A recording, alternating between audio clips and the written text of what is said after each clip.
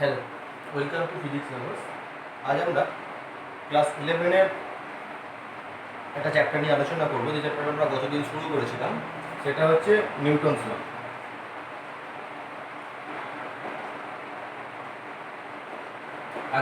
আগের দিন আমরা নিউটনের যে তিনটে গতিসূত্র আছে, অর্থাৎ ফার্স্ট ল, সেকেন্ড ল এবং থার্ড ল, এই তিনটে ল নিয়ে আমরা আগের দিন আলোচনা করেছিলাম। আমরা দেখেছিলাম বাইরে থেকে বল প্রয়োগ না করলে স্থির বস্তু স্থির থাকে, গতিশীল বস্তু সমবেগে সরলরেখা বরাবর চলতে থাকে, সেটা ফার্স্ট ল ছিল। সেকেন্ড ল ছিল কোনো বস্তুর ভরবেগের পরিবর্তনের হার প্রযুক্ত বলের সমানুপাতিক, প্রযুক্ত বল যেদিকে কাজ করে ভরবেগের পরিবর্তন সেদিকে হয়। থার্ড ল কি দেখেছিলাম, প্রত্যেকটি ক্রিয়ারই সমান ও বিপরীত প্রতিক্রিয়া আছে। এই তিনটে ল আমরা দেখেছিলাম, এই তিনটে ল সম্পর্কে আমরা ক্যালকুলেশন করেছিলাম। ফার্স্ট ল থেকে কী জানতে পারি, সেকেন্ড লয়ে কী জানতে পারি, থার্ড লয়ে কী জানতে পারি, সেগুলো সম্পর্কেও আমরা আগের দিন আমাদের আগের চ্যাপ্টারে আলোচনা করেছিলাম। আজকে আমরা যে চ্যাপ্টারটা সম্পর্কে, এই চ্যাপ্টারের পরবর্তী অংশ নিয়ে আমরা আলোচনা করব। পরবর্তী অংশ বলতে আজকে আমরা যে যেটা করবো সেটা হচ্ছে মেনলি রৈখিক ভরবেগের সংরক্ষণ সূত্র। রৈখিক ভরবেগের সংরক্ষণ সূত্র নিশ্চয় তোমরা ক্লাস 9-এ একবার পড়েছো। সেখানে আমরা কি দেখেছি, যে মনে করো এই একটা বস্তু আছে যার ভর m1, এ প্রাথমিকভাবে u1 গতিবেগে যাচ্ছে। আর একটা বস্তু আছে যার ভর m2, এ যাচ্ছে প্রাথমিকভাবে u2 গতিবেগে। এখন এদের দুজনের পারস্পরিক ধাক্কা লাগার পর বাইরে থেকে কোনো বল প্রযুক্ত হবে না। ধাক্কা লাগার পর m1 বস্তুটার অন্তিম বেগ হলো v1 আর m2 বস্তুটার অন্তিম বেগ হলো v2। তাহলে দেখো m1 বস্তুটার প্রাথমিক ভরবেগ কত ছিল, m1 u1, ভর ইনটু বেগের গুণফল ভরবেগ। m1 বস্তুটার প্রাথমিক ভরবেগ ছিল m1, m2 বস্তুটার প্রাথমিক ভরবেগ ছিল u2, m2 u2। আর m1 বস্তুটার অন্তিম ভরবেগ হয়েছে m1 v1 আর m2 বস্তুটার অন্তিম ভরবেগ হয়েছে m2 v2। তাহলে কি বলা হচ্ছে, এদের প্রাথমিক মোট ভরবেগ আর অন্তিম মোট ভরবেগ সমান হবে যদি যদি কোনো রকম ফোর্স বাইরে থেকে কাজ না করে, যদি কোনো এক্সটার্নাল ফোর্স এর উপর কাজ না করে। অর্থাৎ এদের নিজেদের মধ্যে সংঘর্ষের ফলে যে পরিমাণ বলের সৃষ্টি হবে, সেই বলের জন্যই এদের গতিবেগের পরিবর্তন হয়েছে। বাইরে থেকে কোনো এক্সটার্নাল ফোর্স কিন্তু এর উপর কাজ করেনি। যদি কোনো বাইরে থেকে ফোর্স না কাজ করে, বাইরে থেকে প্রযুক্ত বল দ্বারা বস্তু গতিবেগে বাধ্য না করলে, বস্তু সংস্থার প্রাথমিক মোট ভরবেগ এবং অন্তিম মোট ভরবেগ সমান হবে। এটাই হচ্ছে রৈখিক ভরবেগের সংরক্ষণ সূত্র। খুব ইম্পর্টেন্ট একটা সূত্র, এই সম্পর্কে অনেক ভালো ভালো ক্যালকুলেশন করে। যেমন অনেকগুলো ক্যালকুলেশনের মধ্যে একটা ক্যালকুলেশন জাস্ট এরকম বলা হলো, মনে করো যে বন্দুক থেকে গুলি ছোড়া হলো, বন্দুক থেকে গুলি ছোড়ার পর একটা কাঠের কাঠ ভর্তি একটা লরি চলে যাচ্ছে। এবার বন্দুক থেকে গুলি ছোড়া হলো, তাহলে যে প্রাথমিক গাড়িটা তারও গতিবেগ আছে, গুলিরও প্রাথমিক গতিবেগ আছে, দুটোই কিন্তু প্রাথমিক গতিবেগ আছে। এবার আলটিমেটলি কি হলো, যখন গুলি ছোড়া হলো তখন গুলিটা ছোড়ার পর গুলিটা কিন্তু কাঠের গুঁড়িতে গেঁথে গেল যখন, তখন দেখো m1 যদি আমি বন্দুকের গুলি ধরি, m2 যদি আমি কাঠের গুঁড়ি ধরি, তাহলে দুটো কিন্তু আলটিমেটলি এক হয়ে গেল এবং তখন তারা একই গতিবেগে চলতে শুরু করলো। তাহলে তখন v1 আর v2 জায়গায় শুধুমাত্র v থাকবে। আমাদেরকে অনেক সময় বলে ওই অন্তিম গতিবেগটাকে বের করতে। একটা গেল অ্যাপ্লিকেশন। সেকেন্ড অ্যাপ্লিকেশন যেটা আমাদের সবচেয়ে বেশি ইম্পর্টেন্ট, সেটা হচ্ছে খেয়াল করে দেখে থাকবে, বন্দুক যখন গুলি করা হয় বন্দুক কিন্তু পিছন দিকে ধাক্কা মারে। কেন ধাক্কা মারে? কারণ যখন বন্দুক থেকে গুলি ছোড়া হচ্ছে তখন দেখো যে আমরা এখানে শুধুমাত্র একটাই সংস্থাকে, আমার বন্দুকটা। তাহলে যখন বন্দুক থেকে গুলি ছোড়া হচ্ছে তখন দেখো প্রাথমিক অবস্থায় বন্দুক এবং গুলি দুজনেই কিন্তু স্থির অবস্থায় আছে। গুলি ছোড়া হয়ে যাওয়ার পর তাহলে প্রথম ক্ষেত্রে আমি m1টাকে যদি আমি বন্দুক বলি আর m2টাকে যদি গুলি বলি, প্রাথমিক অবস্থায় বন্দুক এবং গুলি দুটোই স্থির অবস্থায় আছে, তার মানে দুটোই কিন্তু প্রাথমিক অবস্থায় জিরো অবস্থায় আছে। এবার যদি বন্দুক থেকে গুলি ছোড়ার পর m1 v1 plus m2 v2 যদি হয়, আমি m1টাকে অবশ্যই ধরছি কি বললাম, বন্দুক, আর m2টাকে কি বলছি,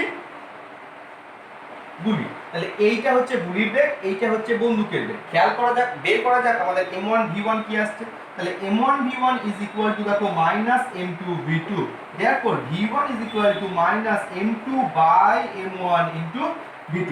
এখানে যে নেগেটিভ সাইনটা আসছে, এই নেগেটিভ সাইনটা তাৎপর্যই হচ্ছে যে যেদিক বরাবর গুলি বেরিয়ে যাচ্ছে বন্দুকের গতিবেগ কিন্তু তার অপোজিট ডিরেকশনে হচ্ছে। বন্দুকটা গুলি বেরিয়ে যাচ্ছে এই দিকে, v1 এর গতিবেগ হচ্ছে এই দিকে। তার মানে কি, যেদিকে গুলি ছোড়া হচ্ছে তার বিপরীত দিক বরাবর বন্দুকটার গতি হচ্ছে। এটাকে বলা হয় বন্দুকের প্রতিক্ষেপ বেগ, বা এটাকে বলা হয় বন্দুকের প্রতিক্ষেপ বেগ। অ্যাকচুয়ালি প্রতিক্ষেপ বেগটা হচ্ছে যে বেগে পিছন দিকে ধাক্কা মারে সেই বেগটাই হচ্ছে প্রতিক্ষেপ বেগ। ঠিক আছে, আমরা এখান থেকে রকেটের গতিবেগ আলোচনা করতে পারবো, যে রকেট যখন উঠে যায় তখন কোন নীতি অনুযায়ী যায়। আমরা আগেও দেখেছি যে রকেট যখন যায় তখন সেটা অ্যাকচুয়ালি নিউটনস থার্ড ল বা রৈখিক ভরবেগের সংরক্ষণ সূত্রের উপর নির্ভর করে এগিয়ে যায়। সেক্ষেত্রে কি হয় খেয়াল করে দেখো, যে যেদিকে বরাবর রকেট যায়, রকেট যাওয়ার জন্য যে নীতি সেটা হচ্ছে রকেটের মধ্যে কি থাকে, একটা জ্বালানি প্রকোষ্ঠ থাকে। এটাকে যদি আমি রকেট বলে ধরে নিই, এর ভিতরে থাকে একটা জ্বালানি প্রকোষ্ঠ। জ্বালানি বেরোয় এই দিক বরাবর, রকেট কিন্তু সামনের দিক বরাবর এগিয়ে যায়। ঠিক আছে, টোটাল রকেটের ভর যদি আমি m বলি, আর ডিটি সময়ে যদি dm পরিমাণ গ্যাস পিছন দিকে নির্গত হয়, তাহলে একক সময়ে নির্গত যে গ্যাস, অ্যাকচুয়ালি আমরা জানি F = ma, তাহলে আর এর গতিবেগের পরিবর্তনের হার মানে dv যদি হয়, গতিবেগ dv গতিবেগ নিয়ে বেরিয়ে যাচ্ছে, তাহলে এর ত্বরণ কত, dv dt ইনটু m, মানে দেখো রকেটের উপর যে প্রযুক্ত বল সেইটা ইকুয়াল টু এ, কিন্তু গ্যাসটা কিন্তু পিছন দিকে বেরিয়ে যাচ্ছে। গ্যাসটা পিছন দিকে বেরিয়ে যাওয়ার জন্যই তো রকেটের উপর গতিবেগের সৃষ্টি হচ্ছে, তার জন্য তো উপর দিকে উঠে যাচ্ছে।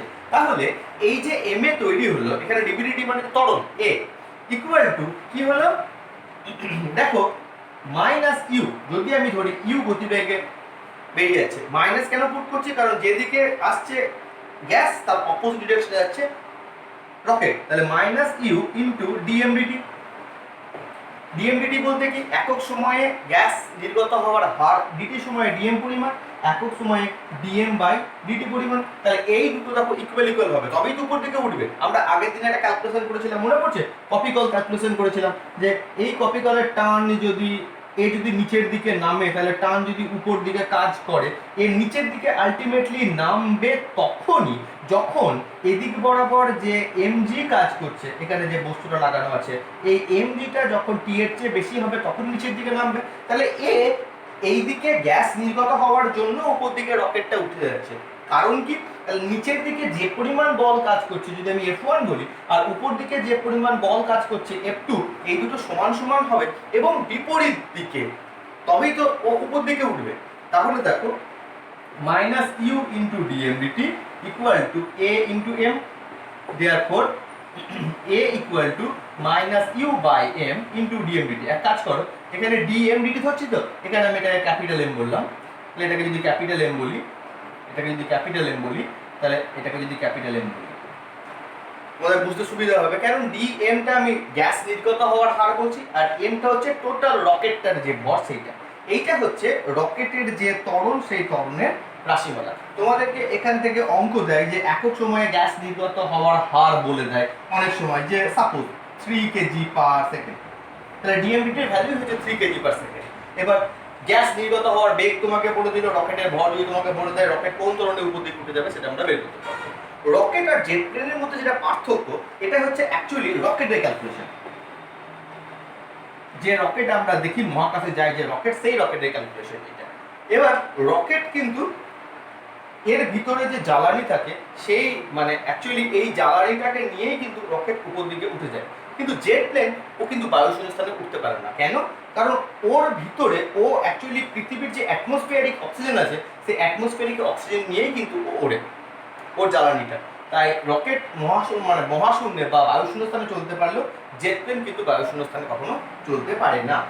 এরপর আমরা যেটা করব সেটা হচ্ছে যে দুটো আমরা রৈখিক ভরবেগের সংরক্ষণ সূত্র থেকে নিউটনস থার্ড ল, আর নিউটনস থার্ড ল থেকে রৈখিক ভরবেগের সংরক্ষণ সূত্র প্রতিষ্ঠা করব।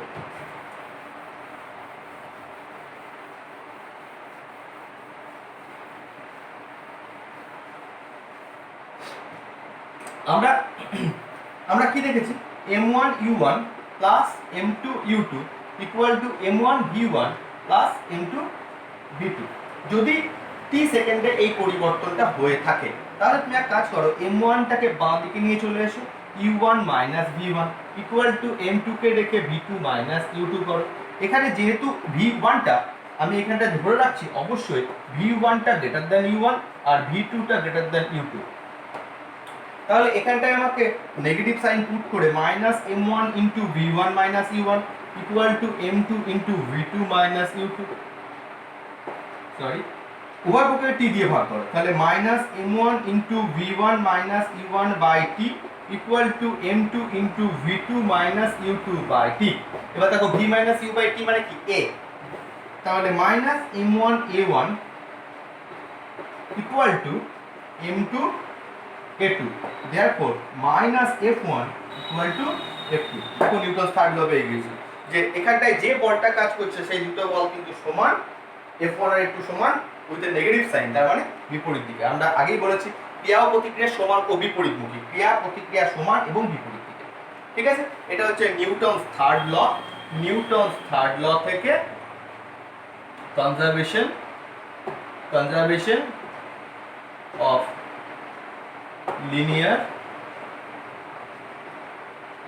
মোমেন্টাম। ওকে, এবার আমরা যেটা করব সেটা হচ্ছে এখান থেকে এটা করব, এর অপোজিট, ভাইস ভার্সা, এর অপোজিটটা করব।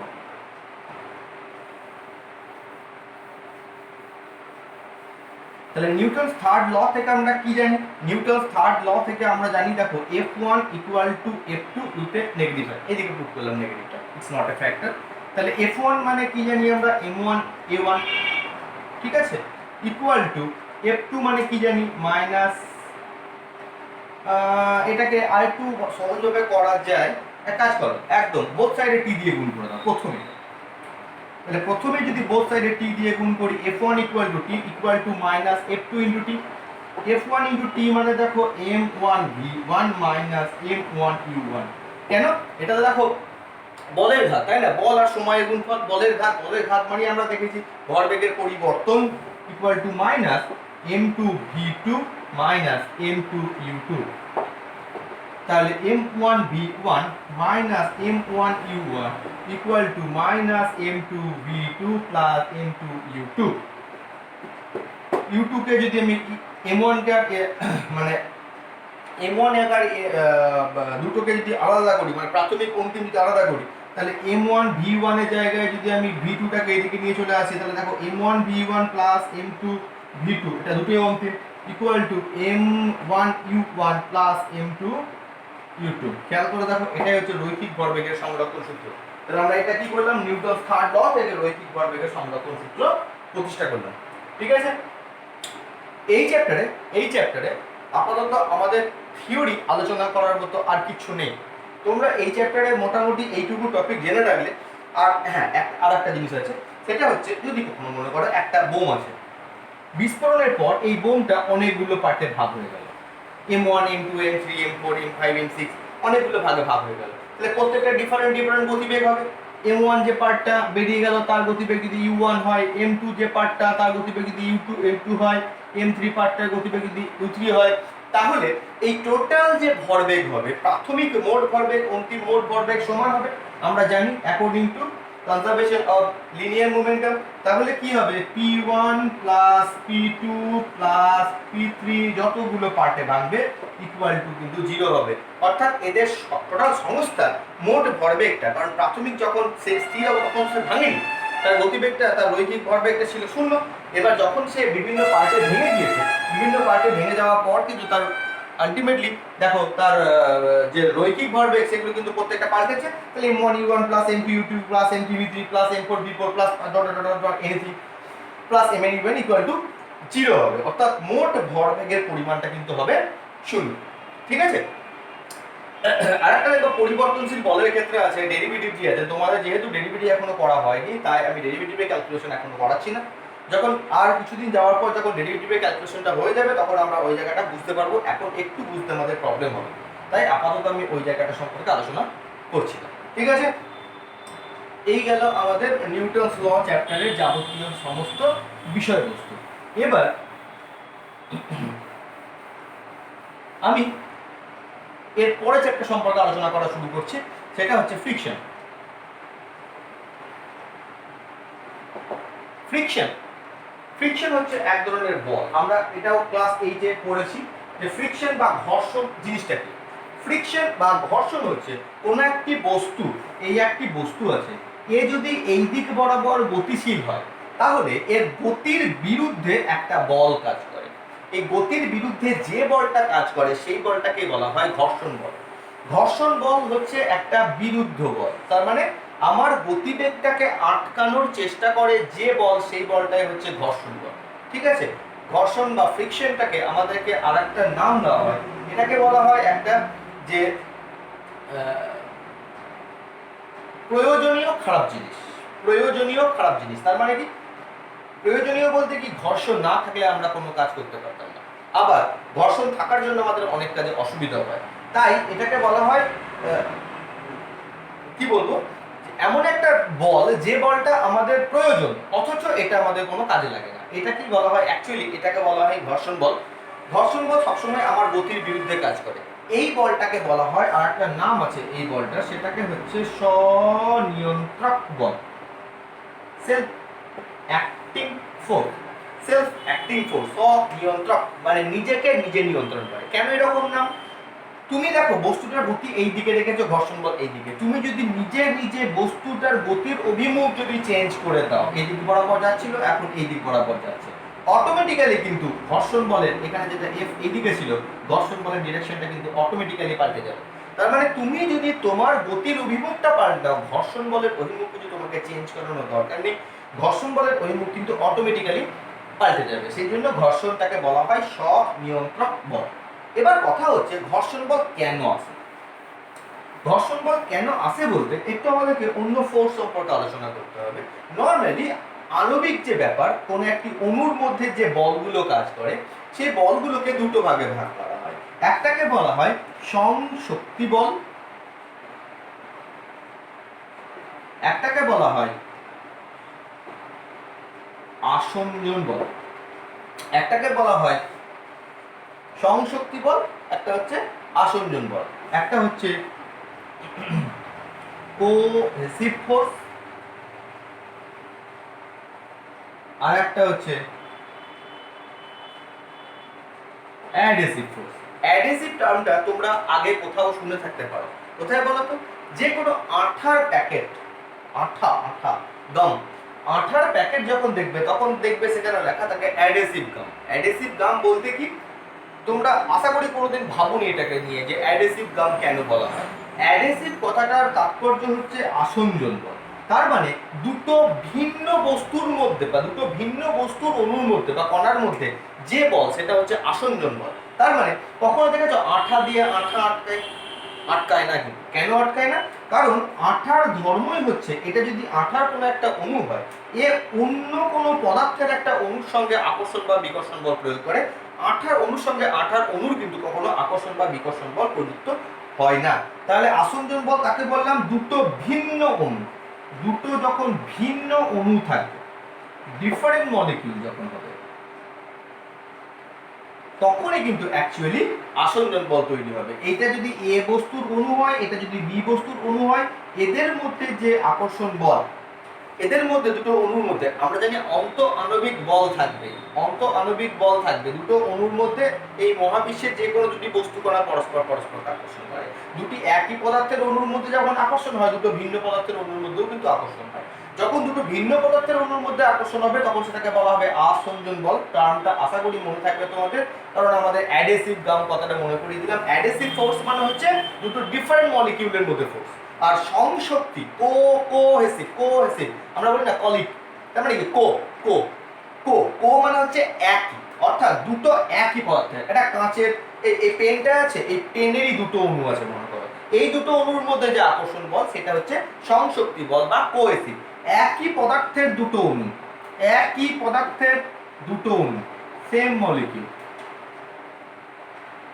এদের মধ্যে যে আকর্ষণ বল সেটাকে বলা হয় কোহেসিভ ফোর্স বা সংশক্তি বল। দুটো ভিন্ন পদার্থের অণুর মধ্যে যে আকর্ষণ বল, এটা একটা পদার্থ এটা একটা পদার্থ, এদের মধ্যে যে আকর্ষণ বল সেটা হচ্ছে আসঞ্জন বল। আর দুটো একই পদার্থের অণুর মধ্যে যে আকর্ষণ বল সেটাকে বলা হয় সংশক্তি বল বা কোহেসিভ ফোর্স। তাহলে এবার ভেবে দেখো তো ঘর্ষণ বল কোন কারণে তৈরি হয়। ঘর্ষণ বল, তুমি মাটিতে পা রাখছো, বা একটা টেবিলের উপর একটা বইকে রেখে দিয়েছি।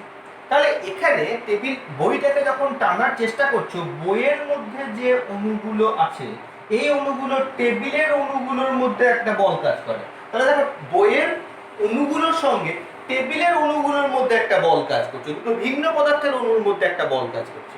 এই জন্য এখানটায় কিন্তু অ্যাকচুয়ালি এরা প্রত্যেকে একে অপরকে টেনে ধরার চেষ্টা করছে। তুমি যদি বস্তুটাকে এদিক বরাবর গতিশীল করার চেষ্টা করো, এরা কিন্তু যেতে দেবে না, বাধা দেবে। তখন এরা বিপরীত দিকে একটা বাধা, মানে তো বিপরীত দিকে একটা বল প্রয়োগ করা, তখন এরা কিন্তু একটা বিপরীত দিকে বল প্রয়োগ করবে, যে কারণে ঘর্ষণ বলটার অ্যাকচুয়ালি উৎপত্তি হয়।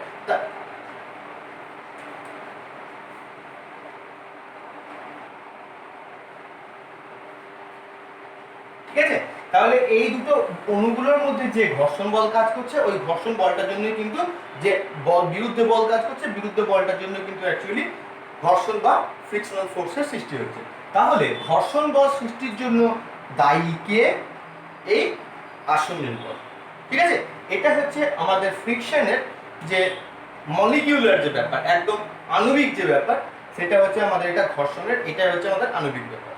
ঠিক আছে, আমরা এই প্রাথমিকটুকু যদি ঘর্ষণে পড়ে রাখি, পরের দিন খুব বড় চ্যাপ্টারটা নয়, পরের দিন আমরা চ্যাপ্টারটা কমপ্লিট করে ফেলতে পারবো। তোমরা আজকে নিউটনের লাস্ট পার্টটুকু আর এই ফ্রিকশনের ফার্স্ট পার্টটুকু পড়ে রেখো, আমরা পরের দিন এই চ্যাপ্টারটা কমপ্লিট করার চেষ্টা করব। নিউটনস ল এর যে প্রবলেমগুলো আছে, প্রবলেমগুলো করার চেষ্টা করো। তোমরা অনেকেই বলছো তোমরা প্রবলেম করতে পারছো না। যেখানে যার যা প্রবলেমের অসুবিধা হচ্ছে আমাকে জানাবে, আমাকে পাঠাও, আমি তোমাদেরকে করে দেওয়ার চেষ্টা করব, অবশ্যই করে দেবো। ঠিক আছে, যার যেখানে অসুবিধা আছে আমাকে ভায়া হোয়াটসঅ্যাপ হোক, ভায়া আমাকে এখানে কমেন্ট সেকশনে করে জানাবে।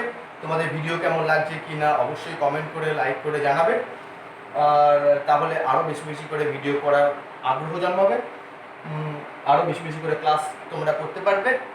আজকে এইটুকুই থাক, পরের দিন এই চ্যাপ্টারের লাস্ট পার্টটুকু করে আমরা চ্যাপ্টারটা কমপ্লিট করবো। তোমরা অবশ্যই কিন্তু প্রবলেমগুলো করে রাখবে। ওকে, থ্যাংক ইউ।